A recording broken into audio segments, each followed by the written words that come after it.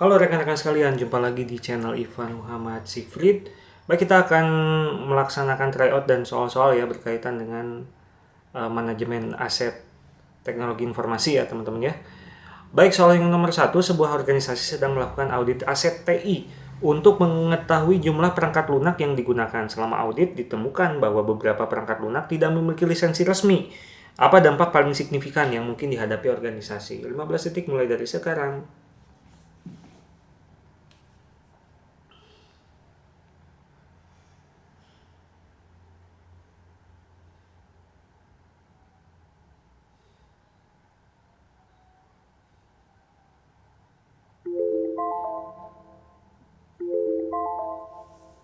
Baik, waktunya sudah habis teman-teman. Kita lihat jawabannya adalah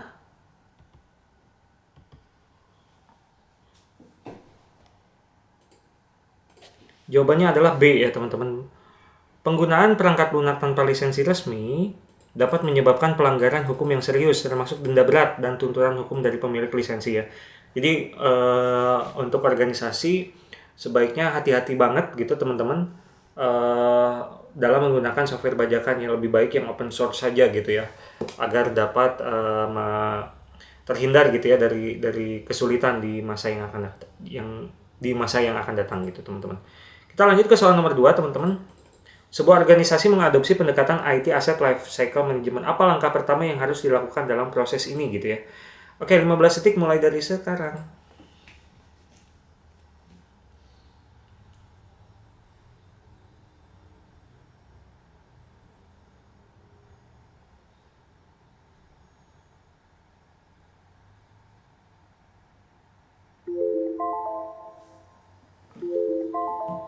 Baik, waktunya sudah habis teman-teman. Kita lihat jawabannya adalah B ya. Jadi langkah awal dalam IT Lifecycle Management adalah menentukan kebutuhan bisnis untuk memastikan bahwa aset yang diakuisisi relevan dan mendukung tujuan organisasi. Seperti itu teman-teman ya. Nah, di sini ada beberapa life cycle. Jadi yang pertama life cycle aset yang berhubungan dengan teknologi informasi itu, yang pertama kita harus melakukan planning teman-teman. Kemudian yang kedua acquiring, kemudian storage, deployment, maintenance, dan juga disposal gitu ya.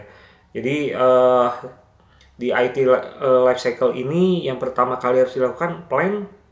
Kita harus mengetahui terlebih dahulu requirements-nya itu seperti apa, forecasting-nya seperti apa, vendor-vendor yang akan terlibat itu apa saja, itu ada di tahapan planning ya. Kemudian ada acquiring, ada purchase order, jadi kita memberikan semacam quotation gitu ya ke vendor. Kemudian nanti akan ada shipment, pengiriman barang, dan juga inward gitu ya. Kemudian ada store, ada asset tag. Biasanya aset-aset yang berhubungan dengan perusahaan tersebut ditandai gitu ya dengan label stiker dan lain sebagainya. Kemudian ada installation, movement, addition, change. Jadi kita biasanya sebelum memberikan laptop gitu ya, salah satu contohnya laptop, itu kita menambahkan semacam software untuk memonitor gitu ya apa saja yang dikerjakan oleh para pegawai gitu ya teman-teman ya. Kemudian ada warranty, di sana ada aging, ada repairing kalau misalkan laptopnya rusak.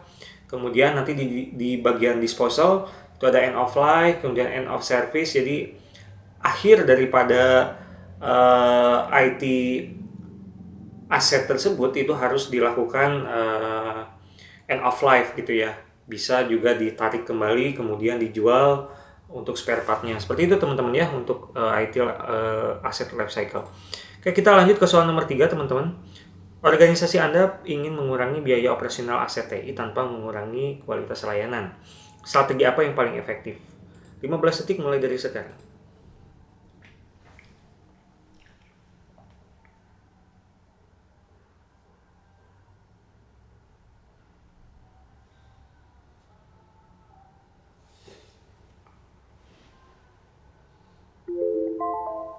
Baik, waktunya sudah habis teman-teman.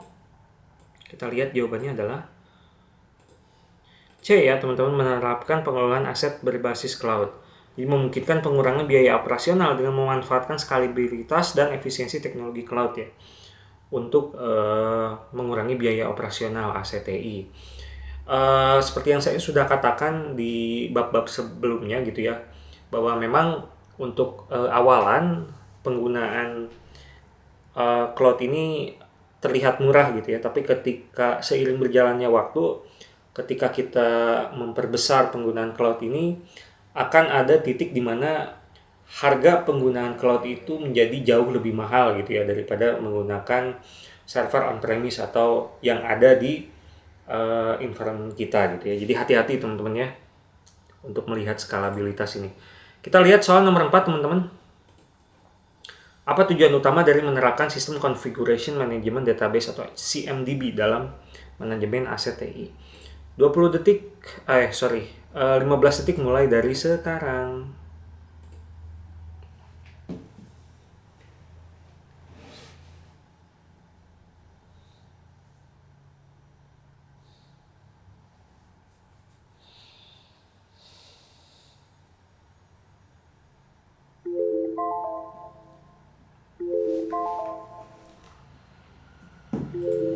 Baik, kita lihat jawabannya adalah B ya.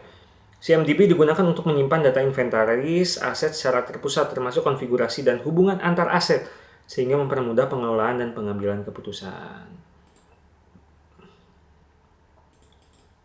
Jadi ini ada beberapa gitu ya komponen-komponen terkait dengan CMDB, ada trouble ticket engine, ada escalation engine, ada configuration baseline, reports engine dan lain sebagainya. Dilihat di bagian kirinya adalah salah satu contohnya ya, seperti misalkan service desk. Kemudian ketika kita berbicara masalah knowledge base, itu ada problem management dan lain sebagainya teman-teman ya. Baik, kita lanjut ke soal nomor 5 teman-teman. Kita lihat, manajer TI ingin memastikan semua aset organisasi dilakukan atau digunakan secara optimal. Alat atau teknik apa yang sebaiknya digunakan? 15 detik mulai dari sekarang.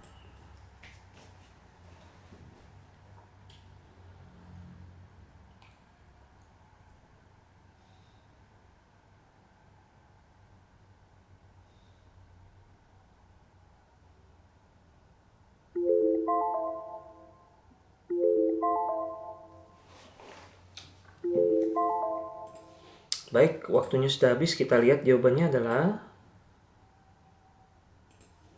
B ya. Jadi analitik penggunaan aset memberikan wawasan berbasis data tentang bagaimana aset digunakan sehingga memungkinkan optimalisasi aset berdasarkan kebutuhan organisasi ya. Jadi kita menginstal semacam software analitik gitu ya di server-server di laptop-laptop yang digunakan oleh para karyawan. Seperti itu teman-teman. Kita lanjut ke soal nomor 6. Selama audit aset TI ditemukan beberapa perangkat keras yang tidak dapat ditemukan di lokasi yang tercatat. Apa langkah pertama yang harus dilakukan? 15 detik mulai dari sekarang.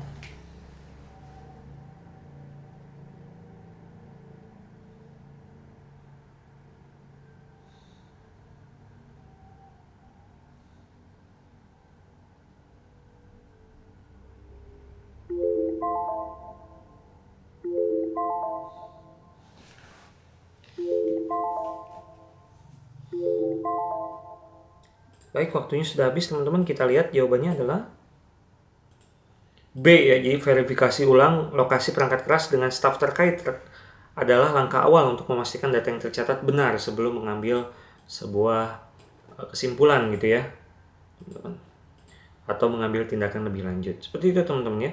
Kita lanjut ke soal nomor 7 teman-teman. Organisasi Anda sedang mempertimbangkan untuk mengadopsi model Bring Your Own Device. Apa risiko utama dari implementasi model ini? 15 detik mulai dari sekarang.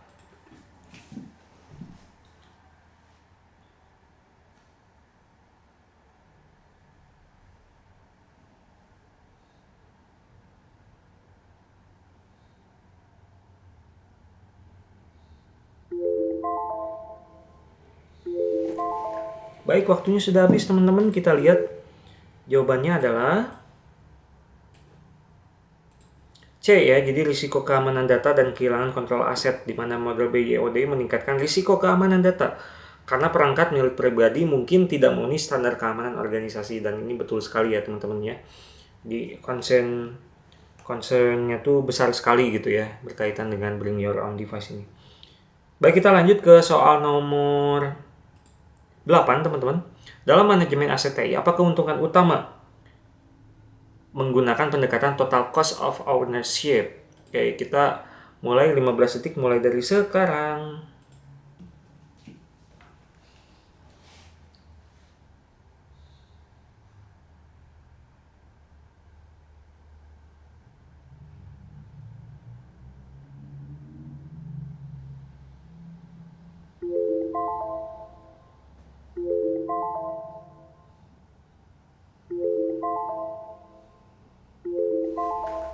Oke, waktunya sudah habis teman-teman. Kita lihat jawabannya adalah C ya. Jadi TCO memperhitungkan biaya langsung seperti pembelian perangkat keras dan biaya tidak langsung seperti pemeliharaan sehingga memberikan gambaran total biaya pengelolaan aset dari awal sampai akhir teman-teman ya. Kita lihat diagramnya gitu teman-teman. Jadi TCO itu dia mempertimbangkan beberapa aspek ya terkait harga pembelian, kemudian cost yang berhubungan gitu ya, kemudian cost akuisisi, kemudian cost of ownership. Kita lihat juga maintenance-nya itu harganya berapa, kemudian bagaimana harga dari disposalnya ya, harga dari mematikan barang itu gitu, pembuangan alat tersebut gitu, kira-kira berapa gitu ya. Nah, ini adalah salah satu bentuk dari total cost of ownership. Jadi, semua aspek daripada pembiayaan dari awal sampai akhir, sampai tidak bisa digunakan itu kira-kira berapa gitu ya teman-teman. Baik, kita lanjut ke soal nomor 9 teman-teman. Kita zoom dulu. Apa langkah strategis yang harus dilakukan jika audit aset menemukan redundansi dalam perangkat lunak yang digunakan oleh berbagai divisi organisasi? 15 detik mulai dari sekarang.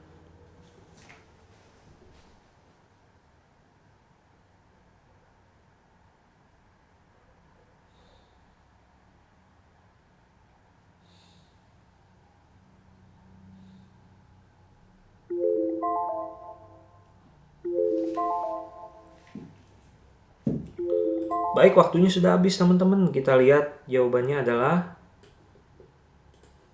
B ya, menggabungkan lisensi perangkat lunak yang redundan dapat mengurangi biaya operasional dan meningkatkan efisiensi ya.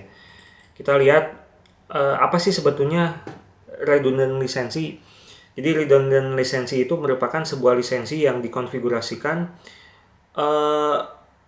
across gitu ya, multiple servers untuk ensure bahwa lisensi tersebut dapat bisa digunakan dan dimonitor jika satu atau server yang lain fail gitu ya. Jadi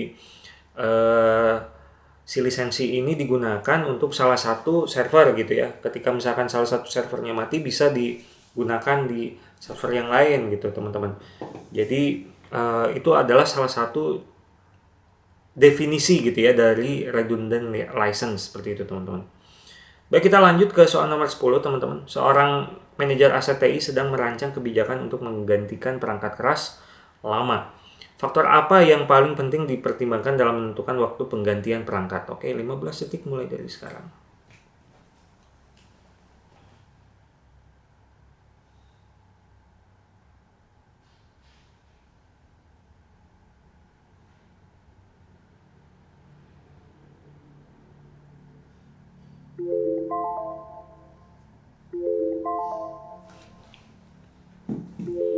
Baik, waktunya sudah habis teman-teman. Kita lihat jawabannya adalah, sebentar ya teman-teman.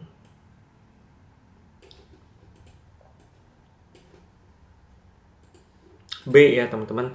Menilai umur teknis perangkat keras dan biaya pemeliharaan membantu menentukan kapan perangkat harus diganti untuk menjaga efisiensi operasional tanpa membebani anggaran. Seperti itu teman-teman. Jadi harus dilihat juga ya umur teknis perangkat keras, kemudian biaya pemeliharaannya itu berapa kurang lebih. Baik, mungkin dari aku itu dulu teman-teman. Kalau misalkan masih ada pertanyaan silahkan aja komen di bawah.